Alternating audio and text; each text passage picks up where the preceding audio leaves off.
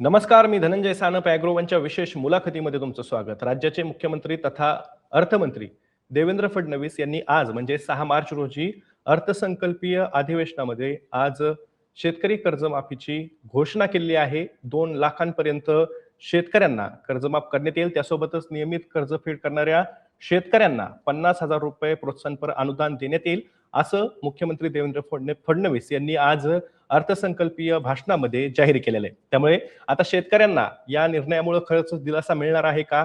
शेतकरी नेत्यांनी जे आंदोलन केलेलं होतं कर्जमाफीच्या मागणीसाठी, त्या आंदोलनात नेमक्या मागण्या काय होत्या आणि मुख्यमंत्र्यांनी सभागृहामध्ये नेमकं काय सांगितलं, या सगळ्यांबद्दल आणि त्यासोबतच शेतकऱ्यांना म्हणजेच अतिवृष्टी बाधित शेतकऱ्यांना या कर्जमाफीचा लाभ मिळेल का? काही शेतकरी याच्यातनं वंचित राहू शकतात का? त्यासोबतच समितीच्या शिफारशींचा सुद्धा मुख्यमंत्र्यांनी उल्लेख त्यांच्या अर्थसंकल्पीय भाषणामध्ये केलेला आहे.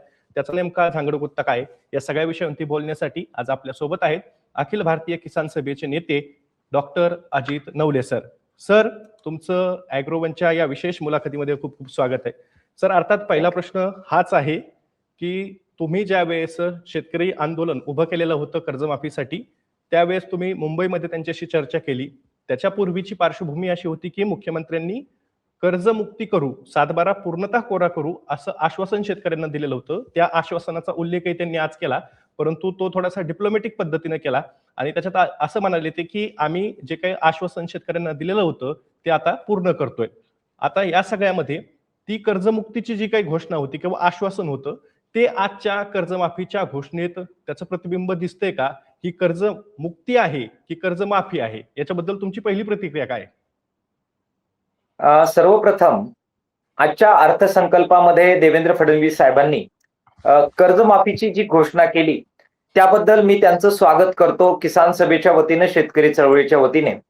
त्याचं कारण असं आहे की कर्जमाफी करेंगे लेकिन तारीख नाही बताएंगे अशा मूडमध्ये राज्याचं सरकार होतं आणि त्यामुळे तुम्ही कर्जमाफीची तारीख सांगा याच्यासाठी प्रचंड मोठं आंदोलन बच्चू कडू असतील, राजू शेट्टी असतील, रविकांत तुपकर असतील, आम्ही सगळेजण होतो, विदर्भामध्ये करावं लागलं. आणि त्या सबंध आंदोलनाची मुख्य मागणी हीच होती की तुम्ही तारीख सांगा, कर्जमाफी कधी करणार. आणि त्यावेळी ते म्हणाले होते की 30 जून 2026च्या आत आम्ही कर्जमाफी करू. त्या घोषणेला किंवा त्या आश्वासनाला एक प्रकारे जागत त्यांनी कर्जमाफीची घोषणा केली आणि त्या प्रकारची बजेटरी अलोकेशन करावं लागतं, अर्थसंकल्पीय तरतूद करावी लागते, ती त्यांनी केली. त्याबद्दल मला असं वाटतं की आपण त्यांचं स्वागत केलं पाहिजे की चला किमान तारीख तरी सांगितली. मात्र त्यांनी जे काही आपल्याला सांगितलं होतं मतं मागताना वेगवेगळ्या निवडणुकांच्या प्रचाराच्या वेळी की आम्ही शेतकऱ्यांचा संपूर्ण 7/12 कोरा कोरा कोरा करणार, तर तो काही कोरा करण्यात आलेला नाही हे मात्र आजच्या घोषणेवरून स्पष्ट झालेलं आहे. अटी शर्तींचं पूर्णपणाने जंजाळ याच्यामध्ये आहे. अनेक शेतकरी वगळले जाणार आहेत आणि त्यामुळे समाधान आहे का? तर समाधान बिलकुल नाही. समाधान केवळ एवढंच आहे की चला किमान घोषणा तरी केली आणि काही का होईना शेतकऱ्यांच्या बाबत कर्जमाफीचा विचार हे सरकार करतंय. ही एवढी एक प्रकारची लिमिटेड अशा प्रकारची घोषणा आहे. मात्र यात पूर्ण समाधान शेतकरी चळवळीचं होण्याचं काही कारण नाही.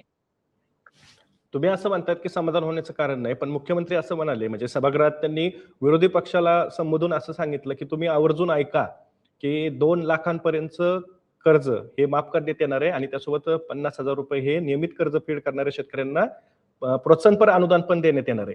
तर आता एवढं सगळं झाल्यानंतर याच्यामुळे अजूनही तुम्ही समाधानी नाही आहात, तर त्याच्यामध्ये फक्त तुमची जी काही चर्चा झालेली होती किंवा त्याच्या आधी जे काही मुख्यमंत्र्यांनी आश्वासन दिलेलं होतं त्याची फक्त तेवढीच पार्श्वभूमी आहे का आणखी दुसरी काही कारणं आहेत?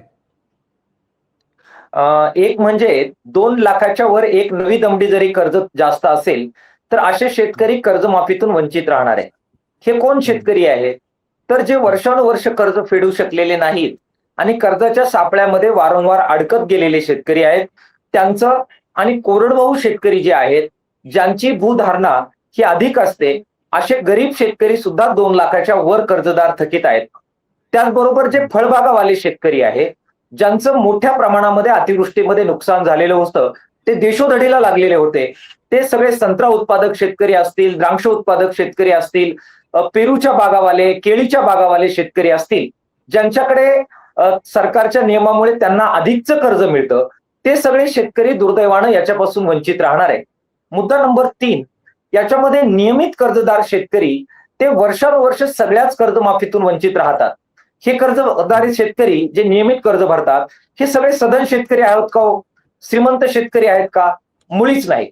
आपल्या सगळ्यांना माहिती आहे की जे नियमित कर्जदार शेतकरी आहे ते पुढील हंगामामध्ये आपल्याला कर्ज उपलब्ध होऊन आपल्याला नवीन हंगाम उभा करता यावा यासाठी मार्च एंडला किंवा 30 जून 2024च्या आतमध्ये आपल्या घरामधलं किडूक मिडूक विकून शेतीचं असलेली थोडीशी पैसे उभे करून प्रसंगित पाहुण्या रावळ्यांकडून कर्ज घेऊन तात्पुरतं कर्ज भरतात आणि कर्जाचं नवजुनं करतात.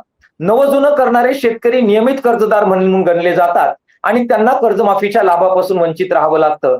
ते अजिबात श्रीमंत शेतकरी नसतात. बरं, 50,000 रुपये जे घोषित होतात ते तरी त्यांना मिळतात का? आपण आकडेवारी काढून आपण पाहू शकतो की देवेंद्र फडणवीस साहेबांच्या काळात आणि उद्धव ठाकरे साहेबांच्या काळात ज्या कर्जमाफ्या झाल्या त्याच्यामध्ये सगळ्या नियमित कर्जदार शेतकऱ्यांच्या याद्याच आल्या नाहीत. 1-2 याद्या येतात आणि उर्वरित जे काही नियमित कर्जदार आहे त्यांना हे 50,000 रुपये सुद्धा मिळत नाही. हा तुमचा आमचा अनुभव राहिलेला आहे. शिवाय या सगळ्यावर कडी म्हणून देवेंद्र फडणवीस साहेब फार चलाक माणूस आहे. ते जे बोलतात त्यावेळी त्यांचा प्रत्येक शब्द महत्वाचा असतो. ते असं म्हणाले की सप्टेंबर 2025च्या आत ज्यांचं कर्ज थकलेलं आहे 2 लाखाच्या आतलं त्यांना त्यातील पात्र शेतकऱ्यांना आम्ही कर्जमाफी देणार. म्हणजे 30 जून 2025च्या आत 2 लाखाच्या आत थकलेल्या कर्जामध्ये सुद्धा परत पात्र अपात्रतेचा गोंधळ घातला जाणार आहे. तो कशाच्या आधारे घातला जाईल? तर त्यांनी एक समिती नेमलेली आहे. ही समिती परत या पात्र शेतकऱ्यांच्या मध्ये सुद्धा परत पात्र अपात्रतेचे निकष लादेल आणि त्यातून सुद्धा अनेक शेतकऱ्यांना वगळलं जाईल. याचा अर्थ घोषणा करायची, क्रेडिट घ्यायचं, आपलं प्रचंड पाठ थापून घ्यायची, मात्र अटी शर्ती इतक्या लावायच्या की प्रत्यक्षामध्ये सरकारच्या तिजोरीवर फार मोठा कोणताही ताण येणार नाही आणि शेतकऱ्याला फारसं काहीच न देता मोठं क्रेडिट हे आपल्या सरकारला मिळवून घ्यायचं. असाच प्रकार यापूर्वी सुद्धा झालेला आहे. यावेळी सुद्धा घोषणेमध्ये असंच होताना आपल्याला दिसतंय. तुम्ही म्हणतायत की आता याच्यामध्ये उल्लेख केला तुम्ही 30 सप्टेंबर 2025 पर्यंतची कर्जमाफी ही मुख्यमंत्र्यांनी जाहीर केलेली आहे. तुमची मूळ मागणी जी होती त्याच्यामध्ये आपण ज्यावेळेस मागच्या इंटरव्ह्यू मध्ये बोललो तर त्यामध्ये 30 जून 2026 पर्यंतची कर्जमाफी करावी अशी तुमची मागणी होती. खरं तर कर्जमुक्तीची होती. तर त्या संदर्भात सुद्धा म्हणजे आता जर का बघितलं आपण तर यातनं 30 शेतकरी सुद्धा वगळले जाणार का ज्या शेतकऱ्यांना मोठ्या प्रमाणात अतिवृष्टीचा फटका बसलेला होता, परंतु सप्टेंबर महिन्यापर्यंत ज्यांना अतिवृष्टीचा फटका बसलेला होता त्या शेतकऱ्यांना काही प्रमाणात दिलासा मिळेल, पण त्याच्या पुढे जे काही शेतकरी आहेत म्हणजे ज्यांनी रब्बीचं नियोजन केलेलं आहे त्या शेतकऱ्यांनी कसं बसं तग धरून उभे राहिले त्यांना या कर्जमाफीतनं वगळण्यात आलेलं आहे का? हे बघा, हे जे सरकार आहे हे सरकार बरोबर मनोवैज्ञानिक खेळ करणारं सरकार आहे. खरं तर 30 जून 2025ला एकतर थकीत यादी जाहीर होते, त्याच्यानंतरची दुसरी थकीत यादी ही डायरेक्ट 30 जून 2026ला डिक्लेअर होणार आहे. परंतु यांनी मुहूर्त कोणता काढला? सप्टेंबर 2026चा. याच्यामध्ये मनोवैज्ञानिक खेळ काय आहे की ज्यांना शेतीचं अर्थकारण फारसं माहीत नाही, कर्ज वितरण, कर्ज परतफेड, शेतकरी कर्ज थकीत कधी होतं, कर्ज देय कधी होतं याच्या तारखा फार माहीत नाही. ऊस कर्जदार शेतकऱ्यांचं कर्ज थकीत कधी होतं, बागायतदार शेतकऱ्यांचं कधी थकीत होतं हे फारसं माहीत नाही. त्यांना वाटतं की बघा किती मोठा दिलासा दिला, 2026चं सुद्धा कर्ज माफ केलं. मात्र त्यामध्ये मुख्य मेख अशी आहे की 2026 सप्टेंबर 2025च्या नंतर 2026 पर्यंतचं 30 जून 2026 पर्यंतचं जे थकीत होणारं कर्ज आहे ते याच्यातून वगळलं जाणार आहे. आमची मूळ मागणी होती 30 जून 2026च्या आतलं सगळं कर्ज माफ करा. ही आम्ही कशाच्या आधारे करत होतो? कारण अतिवृष्टीमध्ये ज्या शेतकऱ्यांचं संबंध पीक खरवडून गेलं, शेती खरवडून गेली, कोट्यावधीचं नुकसान झालं, काहीही शिल्लक राहिलं नाही, गोठे जनावरं सुद्धा वाहून गेले, असे जे काही अतिवृष्टीग्रस्त शेतकरी आहेत यांच्यामध्ये जे नियमित कर्जदार त्यावेळी होते त्यांचं थकीत कर्ज कधी होईल? तर ते 30 जून 2026ला होईल. आणि म्हणून ह्या अतिवृष्टीग्रस्त शेतकऱ्यांना जर दिलासा द्यायचा असेल तर कर्जमाफीची मुदत ही 30 जून 2026ला थकीत असणाऱ्या शेतकऱ्यांचं कर्जमाफ अशा स्वरूपाची हवी होती आणि तो आमचा आग्रह होता. दुर्दैवानं ते झालेलं नाही आणि त्यामुळे सप्टेंबर 2025ची जे डेडलाईन त्यांनी दिली त्याचा सरळ अर्थ असा आहे की यामुळे अतिवृष्टीग्रस्त अनेक शेतकऱ्यांना कर्जमाफीतून वगळलं जाईल. आम्ही त्याच्यामध्ये मार्ग त्यांना सुचवत होतो की तुम्ही ठीक आहे, ही तारीख द्या, परंतु तुमच्याकडे अनुदान वाटपाच्या याद्या आहेत. तुम्ही अतिवृष्टीग्रस्त जे शेतकरी आहेत त्यांचे पंचनामे केलेले आहेत. त्यामुळे या यादीच्या आधारे ज्या शेतकऱ्यांचं अतिवृष्टीमध्ये नुकसान झालेलं आहे त्यांना मात्र ही 25 सप्टेंबर आणि 30 सप्टेंबरची अट लावू नका. त्यांना सरसगट 30 जून 2026 पर्यंतची अट लावा आणि त्यातलं सरसगट माफ करा. ही मागणी आम्ही केलेली होती. दुर्दैवानं ती पूर्ण होताना दिसत नाहीये. अतिवृष्टीग्रस्त काही शेतकरी तरी यातून वंचित राहतील अशी भीती आहे. एक महत्वाचा मुद्दा, महाराष्ट्रात फळबागायतदार शेतकऱ्यांची संख्या सुद्धा मोठी आहे. तुम्ही त्याचा उल्लेख केला मागच्या प्रश्नामध्ये. तर या फळबागायतदार शेतकऱ्यांचं कर्ज जर का बघितलं आपण तर ते मोठ्या प्रमाणात असतं. म्हणजे ते साधारण 2 लाखांच्या पुढे, एवढं तर साधारण कमीत कमी 2 लाखांच्या पुढेच असतं. मग अशा वेळेस ज्या शेतकऱ्यांनी 2 लाखाच्या वर कर्ज घेतलेलं आहे किंवा ज्यांनी 5 लाख रुपये कर्ज घेतलेलं आहे, 4 लाख रुपये कर्ज घेतलेलं आहे, त्या शेतकऱ्यांचं सुद्धा कर्ज जे काही माफ होईल त्यासाठी सुद्धा 2 लाख रुपयांचा जो काही निकष आहे तो लावला जाईल. मग अशातनं त्या शेतकऱ्यांना तरी दिलासा मिळेल का, असं तुम्हाला वाटतंय का? तो मोठा अन्याय फळबागायतदार शेतकरी आणि त्याचबरोबर इतरही शेतकरी ज्यांचं कर्ज 2 लाखाच्या वर आहे त्यांच्यावर होणार आहे.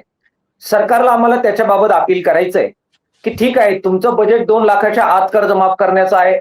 आपण वादासाठी खरं तर तुम्ही तुमच्या शब्दाप्रमाणे 7-12 कोराच करायला पाहिजे आणि त्यानंतरच्या शेतकऱ्यांना सुद्धा पूर्ण कर्जमाफी द्यायला पाहिजे. बोले तसा चालेल असं आपण समजून घेऊ, साठी मान्य करू. मग त्यावर उपाय काय आहे? उपाय फार सोपा आहे की 2 लाखापर्यंतच्या कर्जाची हमी सरकारने घ्यावी आणि त्याच्यापेक्षा जास्त जे कर्ज आहे ते कर्ज वन टाइम सेटलमेंट योजनेअंतर्गत घ्यावं, त्याच्यावरचं व्याज माफ करावं आणि 2 लाखाच्या वरचं मुद्दल हे शेतकरी भरतील आणि 2 लाखाच्या आतलं कर्ज हे सबंधपणाने शेतकऱ्यांचं मग सरकारने माफ करावं. तर अशा प्रकारचं त्यांनी जर केलं तर त्यातून काही प्रमाणामध्ये दिलासा हा शेतकऱ्यांना मिळेल आणि म्हणून 2 लाखाच्या वर वन टाइम सेटलमेंट आणि करत कर्ज केवळ मुद्दल घेत आणि व्याज माफ करत जर योजना आणली तर 2 लाखाच्या वरच्या शेतकऱ्यांना सुद्धा दिलासा येणं अजूनही शक्य आहे. तुमची एक साधारण अशी भीती तुम्ही व्यक्त केलेली आहे की या कर्जमाफीमध्ये अटी शर्ती पाचर ही मारली जाऊ शकते. तर त्याच्याबद्दल तुमची ही भीती जी आहे त्याला आधार काय आहे नेमका? कशामुळे तुम्ही असं म्हणतायत की याच्यात काही अटी शर्ती घातल्या जाऊ शकतात किंवा निकष लावण्यात येतील? फडणवीस साहेबांबरोबर कर्जमाफीच्या आंदोलनाच्या पार्श्वभूमीवर आमची बैठक सुरू होती. त्या बैठकीमध्ये बाकी अनेक सगळे नेते होते आणि त्याच त्यांनी देवेंद्र फडणवीस साहेबांनी ही समितीची भानगड आमच्या पुढे ठेवली. त्यावेळी आम्ही सगळ्यांनी एकमतानं या समितीला विरोध केलेला होता. कारण आमच्या मते आता शेतकऱ्यांच्या बाबत कोणत्याही प्रकारे कुठेही आता याच्यामध्ये हे राहिलेलं नाहीये, अभ्यास करणं बाकी राहिलेलं नाहीये. त्याच्यामुळे आता अभ्यास वगैरे काही नको, तुम्ही सरळ कर्जमाफी करा, हे आमचा स्टँड होता. हे आम्ही का म्हणत होतो? कारण आम्हाला बरोबर त्यांच्या मांडणीमधून हे लक्षात येत होतं की बरोबर अटी शर्ती लावण्यासाठीच ही समिती आणली जाणार आहे. काय अटी शर्ती लावतील? आम्हाला भीती अशी आहे की तुमचं कुणी घरामधलं नोकरीला आहे, कर्जमाफीतून वजा करा. तुमची जमीन पात्रता अमके आहे, कर्जमाफीतून वजा करा. तुम्ही 3 वर्ष सलग कर्जमाफी मध्ये भाग घेतलेला नाहीये, तुम्हाला कर्जमाफी मिळालेली नाहीये, तुम्ही नियमित 3 वर्ष कर्ज फेडलेलं आहे, याचा अर्थ कर्ज फेडण्याची तुमची क्षमता आहे, मग कर्जमाफीतून तुम्हाला वगळा. असे नवे निकष हे आणतील आणि कर्जमाफी थकीत असणाऱ्या शेतकऱ्यांना सुद्धा त्यांची संख्या लिमिटेड करतील अशी रास्त भीती आम्हाला तेव्हाही वाटत होती, आताही आम्हाला ती वाटते आहे. आणि 2 एप्रिलला हा अहवाल येणं अपेक्षित आहे. त्यांनी आम्हाला शब्द दिलाय की ते म्हणाले की 1 एप्रिलला आम्ही हा अहवाल आणतो. आम्ही म्हटलं 1 एप्रिल करू नका, परत तुम्ही एप्रिल फुल आमचं करायचे. तर ते म्हणाले ठीक आहे, 1 एप्रिल ऐवजी 2 एप्रिल करतो. तर 2 एप्रिलला या समितीचा अहवाल येईल. त्यावेळी आम्ही जी काही भीती व्यक्त करतोय ती खरी पडलेली तुम्हाला दिसेल. मोठ्या प्रमाणात अटी शर्ती ते लावतील अशी भीती त्या समितीच्या माध्यमातून आम्हाला वाटते आहे. आता जी काही आकडेवारी गोळा केली गेलेली आहे ग्राउंड लेवलला, जिल्हा मध्यवर्ती बँकांना सांगितलेलं आहे, सहकारी सोसायट्यांना त्यांनी सांगितलेलं आहे की ती आकडेवारी गोळा करा. या आकडेवारीतनं एक भीती ती जी व्यक्त केली जाते, जसं तुम्ही म्हणतायत की अटी शर्ती नियम याच्यासाठी घातले जातील. पण दुसरीकडे राज्य सरकारचा असा सुद्धा दावा होता, म्हणजे सहकार मंत्री भाऊसाहेब पाटलांनी असं सांगितलेलं होतं एका प्रश्नाला उत्तर देताना विधानसभेमध्ये, की आम्ही जी काही शेतकरी थकीत असतील त्याची माहिती गोळा करतोय थकीत कर्जदारांची आणि त्यानुसार निर्णय घेऊ. तर आता ही थकीत कर्जदारांची नेमकी संख्या किती असेल आणि त्याच्यापैकी किती आकडेवारी यांच्याकडनं गोळा केली गेली असेल आतापर्यंत, तुमचा काय अंदाज आहे याबद्दलचा? आमचा जो अंदाज आहे, जर अटी शर्ती लावल्या नसत्या तर कर्जमाफीची रक्कम साधारणतः 35-36 हजार कोटीच्या दरम्यानमध्ये गेली असती. मात्र आता ज्या ह्या अटी शर्ती लावलेल्या आहेत, त्याच्यामध्ये आता नियमित कर्जदारांना पण वगळलेलं आहे. त्याचबरोबर 2 लाखाच्या वरचे शेतकरी वगळलेले आहेत आणि आणखीन सुद्धा अटी शर्ती येतील. तर आमचा अंदाज आहे की साधारणपणाने 12-13 हजार कोटी रुपयापर्यंतच यांना ही कर्जमाफी सीमित ठेवण्याची इच्छा दिसते. मागे ज्यावेळी दुसरी कर्जमाफी झाली त्यावेळी हा आकडा साधारणपणाने 17,000 कोटी रुपयापर्यंत गेलेला होता आणि शेतकरी संपाच्या वेळी ज्यावेळी कर्जमाफी झाली त्यावेळी तो आकडा 25,000 कोटी रुपयापर्यंत गेलेला होता. त्यामुळे 25,000 रुपयातून दुसऱ्या कर्जमाफीमध्ये 16-17 हजार कोटी रुपयापर्यंत हे खाली आणण्यात आलेलं होतं. आता ज्या अटी शर्ती लावतील त्यामुळे हे 12,000, 13,000, 14,000च्या आत, हजार कोटी रुपयाच्या आत ही कर्जमाफी ते कंक्लूड करतील, असाच अंदाज आम्हाला वाटतो आहे. अतिवृष्टीग्रस्तांसाठीचा जो काही लढा उभारलेला होता, मग या सगळ्या पार्श्वभूमीवरती जर का त्यांना न्याय मिळालेलाच नसेल तर परत एकदा तुम्ही मैदानात उतरण्याची तुम्ही तयारी करतायत का? तुमची भूमिका नेमकी काय आहे? हे बघा, जोपर्यंत संपूर्ण शेतकऱ्यांचा 7-12 कोरा होत नाही आणि परत शेतकरी कर्जबाजारी होऊ नये यासाठी हमी भाव शेतकऱ्यांना देणं, त्यासाठी घामाचं दाम शेतकऱ्यांना देण्याची यंत्रणा उभी केली जात नाही आणि त्याचबरोबर उत्पादन खर्च कमी करून आणि नैसर्गिक आपत्तीत शेतकऱ्यांना दिलासा देऊन शेतीचं संकट हे सुसह्य केलं जात नाही, तोपर्यंत लढा शेतकऱ्यांना सुरू ठेवावा लागणार आहे, शेतकरी संघटनांना सुरू ठेवावा लागणार आहे. त्याच्यामुळे आम्ही ह्या कर्जमाफीचे काय परिणाम होणार याचा अत्यंत बारकाईने अभ्यास करू. किती शेतकरी वगळले जातील, कोणाकोणावर अन्याय होईल याचा पूर्ण अभ्यास करू आणि मग उर्वरित शेतकऱ्यांची सुद्धा कर्जमाफी करा ही मागणी घेऊन, त्याचप्रमाणे हमीभावाची जी काही मागणी आहे ती जोडीला घेत, उत्पादन खर्च कमी करण्याच्या मागण्या बरोबर घेत आणि नैसर्गिक आपत्तीत शेतकऱ्यांना दिलासा देणारी चांगली पीक विमा योजना महाराष्ट्रात सुरू व्हावी यासाठी सुद्धा मागणी घेत, या सर्व मागण्यांवर सर्व शेतकरी नेत्यांना आम्ही संपर्क करू. आपलं लाईव्ह ज्यावेळी सुरू आहे त्यावेळी बच्चू कडू साहेबांचा सारखा मला वाटतं फोन येतोय, त्यामुळे ते सुद्धा कदाचित सर्वांना संपर्क करत असतील. राजू शेट्टी साहेब आहेत, रविकांत तुपकर साहेब आहेत, बाकी इतर सर्व शेतकरी नेते आहेत. आम्ही संपर्कात आहोत. आमचं राजकारण, आमच्या संघटना हे बाजूची गोष्ट आहे, शेतकरी पहिला आहे. त्यामुळे ह्या किमान समान मागण्यांवर आम्ही पुन्हा एकदा एकत्र बसू, इतरही शेतकरी संघटनांना बरोबर घेऊ, नेत्यांना बरोबर घेऊ आणि शेतकऱ्यांसाठी ह्या 4-5 मागण्यांच्या आधारे शेतकऱ्यांचा दबाव गट म्हणून चांगल्या भावनेनं, शेतकरी हिताच्या भावनेनं आम्ही आमचा लढा सुरू ठेवू. एक महत्वाचा प्रश्न, तुम्ही असं म्हणालात की हमी भाव असेल, पीक विमा असेल, या सगळ्यांच्या संदर्भात ज्यावेळेस निर्णय घेतले जातील किंवा शेतकऱ्यांच्या हिताचे धोरणं राबवले जातील, त्यातनं शेतकरी काही प्रमाणात त्यांचे प्रश्न हे सुटतील असा तुमचा आशावाद आहे. या संदर्भातच मुख्यमंत्र्यांनी ज्यावेळेस अर्थसंकल्पीय भाषण सुरू होतं त्यामध्ये ज्यावेळेस ते कर्जमाफीचं बोलत होते त्यावेळेस ते असंही म्हणाले की राज्यातल्या शेतकऱ्यांना ही कर्जमाफी तर दिली जाणारच आहे, पण कर्जाच्या विळख्यात शेतकरी वारंवार अडकू नये त्याच्यासाठी दीर्घकालीन उपाय योजना सुद्धा राबवण्यात येतील किंवा राबवल्या जातील असं सुद्धा त्यांनी सांगितलेलं आहे, म्हणजे ग्वाही दिलेली आहे. पण प्रत्यक्षात मात्र अर्थसंकल्पाकडे बघताना तुम्हाला यातलं काहीतरी झालंय किंवा या दिशेने पावलं पडलीत असं एकूण अर्थसंकल्पाकडे बघितल्यानंतर दिसतंय का? म्हणजे शेतकऱ्यांच्या हितासाठी काही निर्णय घेतले गेले आहेत का किंवा घोषणा झाल्यात का या अर्थसंकल्पात? तुमची प्रतिक्रिया काय आहे नेमकी याच्याबद्दल? हे बघा, ते जे समितीचं वारंवार सांगतायत त्याचा पॉझिटिव्ह अर्थाने जर विचार केला आणि ते तसं असेल तर ती चांगली गोष्ट आहे. ती म्हणजे केरळ पॅटर्न. काय आहे हा कर्जमुक्तीचा केरळ पॅटर्न? तर मार्क्सवादी कम्युनिस्ट पक्षाच्या नेतृत्वाखालचं सरकार तिथे अस्तित्वात आहे. तिथे ज्यावेळी केरळमध्ये शेतकऱ्यांच्या आत्महत्या कर्जबाजारीपणामुळे वाढल्या, त्यावेळी त्या ठिकाणी एका विशिष्ट भागामध्ये जिथे मसाल्याचं मोठ्या प्रमाणात उत्पादन होतं तिथे अभ्यास केला गेला आणि त्या अभ्यासाच्या आधारे शेतकरी कर्जबाजारी जो होतो त्या कर्जबाजारी शेतकऱ्यांचा कुटुंबाचं अनालिसिस केलं गेलं.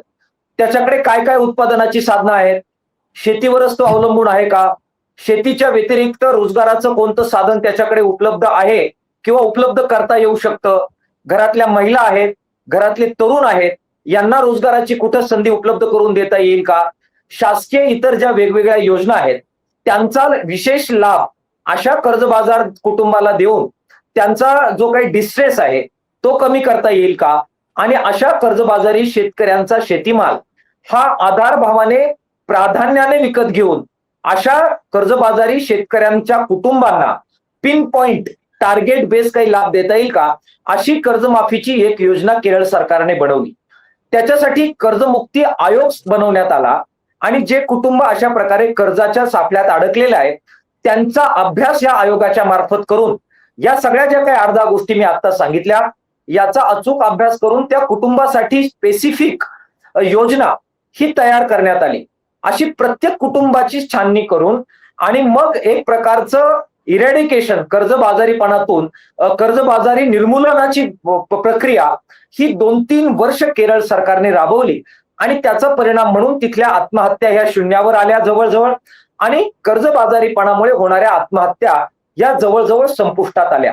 आता हा जो केरळचा जो पॅटर्न आहे तो जर महाराष्ट्रात आपण राबवू शकलो आणि ही जी समिती आहे त्यांनी त्या प्रकारे कर्जबाजारीपणातून मुक्तीसाठीच्या आयोगाची जर काही प्रावधान महाराष्ट्रात झालं आणि मग हे डिस्ट्रेस मध्ये असणाऱ्या शेतकऱ्यांच्या कुटुंबाचा योग्य अभ्यास झाला, त्यांना कशा प्रकारे रोजगाराचं साधन देता येईल, शेती व्यतिरिक्त उत्पादनाची साधनं त्यांना कशी उपलब्ध करून देता येईल, काही व्यसनाधीनता आहे का, त्या घरात काही आजारपण आहे का, त्याच्यावर कशी मात करण्यासाठी शासकीय योजना इम्प्लिमेंट करता येईल, असा थरो अभ्यास झाला आणि त्यातून जर कर्जमुक्तीकडे काही गंभीर प्रयत्न झाले तर मला वाटतं ही महाराष्ट्रासाठी फार चांगली गोष्ट असेल.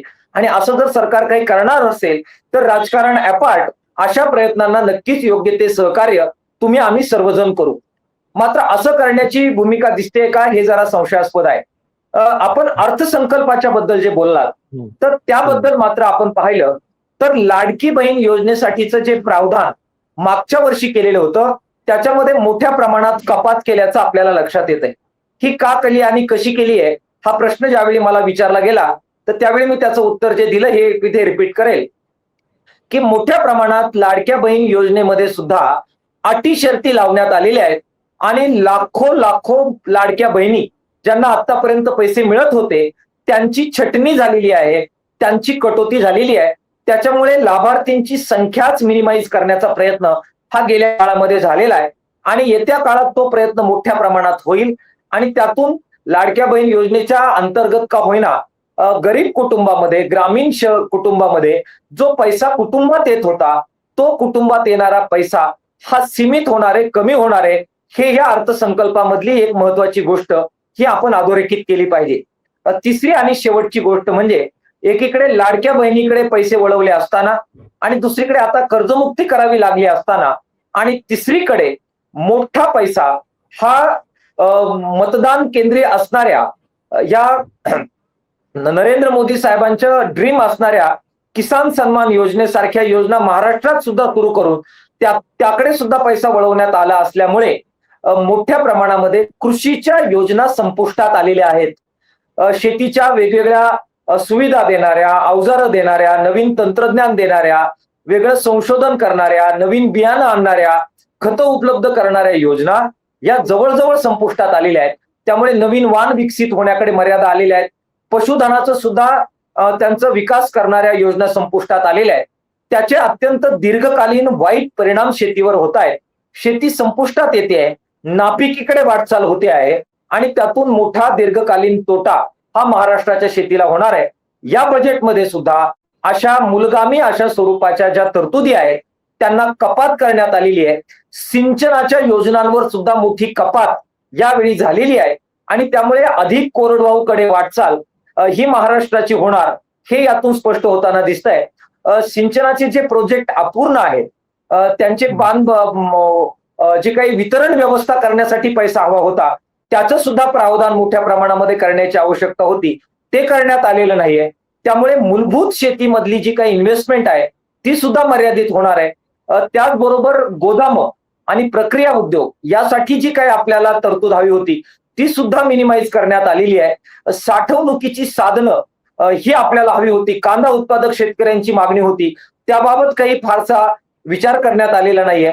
त्यामुळे मतदान केंद्री अशा प्रकारची जी गेल्या अनेक वर्षांचा अर्थसंकल्पाचा जो ट्रेंड होता, तोच ट्रेंड यावेळी पुन्हा एकदा आपल्याला पाहायला मिळतो आहे. सर, या मुलाखतीत आपण तुर्तास इथेच थांबतोय.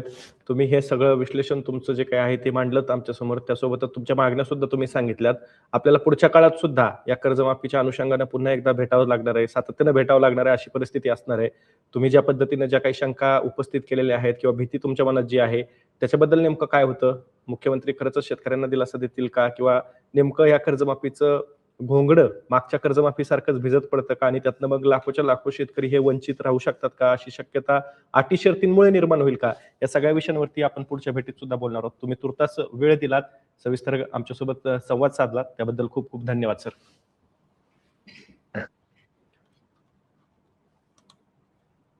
तुमच्या याच्याबद्दल काही प्रतिक्रिया असतील, तुम्हाला कर्जमाफीबद्दल काय वाटत असेल तर कमेंट बॉक्समध्ये नक्की कमेंट करून सांगा.